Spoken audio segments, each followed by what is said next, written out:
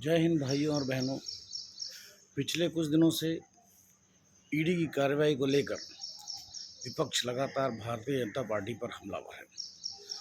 विपक्ष का कहना है कि ईडी और अन्य जांच एजेंसियां मात्र विपक्षी दलों के नेताओं पर कार्य कर रही हैं, जबकि गलतियां भारतीय जनता पार्टी के नेता भी कम नहीं कर रहे हैं। उन्होंने भी कम भ्रष्टाचार नहीं किया हुआ है। परंतु ऐसा तो नहीं है कि यह भ्रष्टाचार मात्र 2014 के पश्चात ही किया गया हो, इसके पहले भ्रष्टाचार कोई ना करता हो। तो 2014 के पहले भी तो ये एजेंसियां थीं, तब यह कार्रवाई क्यों नहीं होती थी? और अब अगर भारतीय जनता पार्टी ये कार्रवाई कर रही है, राजनीति से प्रेरित है अथवा नहीं मुझे मालूम नहीं, परंतु इन कार्रवाई में जो लोग पकड़े जा रहे हैं उनके पास अकूत संपत्ति प्राप्त हो रही है, तो वो भ्रष्टाचार तो कर रहे हैं, यह निश्चित है।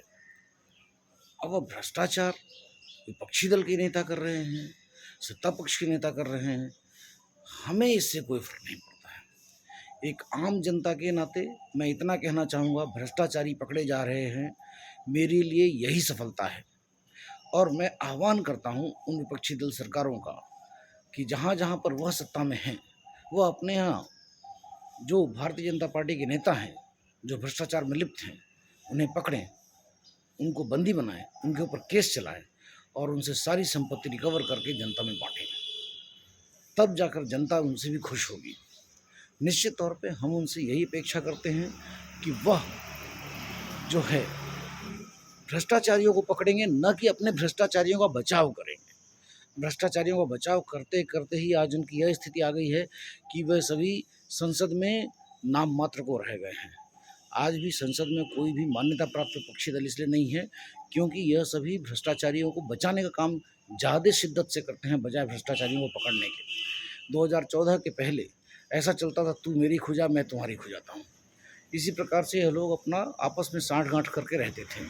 कहने वाले तो यहाँ तक कहते हैं कि राहुल गांधी को बचाया भी गया था इसी एक समझौते के तहत अमेरिका में, जब वह ड्रग्स लेकर पकड़े गए थे। मुझे नहीं मालूम यह सही है कि गलत है, परंतु अगर यह सही है तो यह हम सब के लिए बहुत बड़ी विडंबना है, बहुत बड़ी वेदना का विषय है। जहाँ पर कि भ्रष्टाचारियों को, कदाचारियों को जेल के अंदर होना चाहिए, उनको सामाजिक जीवन से बाहर होना चाहिए। वो आज ऐसी स्थिति में हैं कि न सिर्फ वह बड़े बड़े नेता के रूप में स्थापित हैं, अपितु कदाचारियों और भ्रष्टाचारियों का खुलकर समर्थन कर रहे हैं और इस आधार पर कर रहे हैं कि अगर मेरा चेहरा गंदा है, काला है, तो क्या तुम्हारा चेहरा काला नहीं है? अरे भाई, अगर दूसरे का चेहरा काला है तो उसको एक्सपोज करो। मैं तो कहता हूँ, मैं खुलकर कहता हूँ और जनता भी कहती है कि आप इन सभी को एक्सपोज कीजिए, इन सभी के विरुद्ध आप कार्रवाई कीजिए, हम सभी खुश होंगे और हम सभी आपको समर्थन देंगे। जिस प्रकार आज जनता नरेंद्र मोदी को समर्थन दे रही है, उसी प्रकार आपके साथ भी खड़ी होगी। परंतु आप ऐसे कोई कदम तो उठाइए। इसके पहले जब कभी भी कोई विपक्षी दल पे आरोप लगाते थे, तब ये कहते थे भाई कार्रवाई करो। अब कार्रवाई हो रही है तो इनको दिक्कत हो रही है, कह रहे हैं कि आप अपने वालों पे क्यों नहीं कर रहे हैं? भाई उनके वाले पे वह क्यों करेंगे? उनके वाले पे आप करो। अगर आपके पास जानकारी है, अगर आपके अंदर नैतिक बल है, तो आप उनके ऊपर कार्रवाई करो। हम सब आपके साथ हैं। इसी के साथ अपनी बात समाप्त करता हूँ। जय हिंद, जय भारत।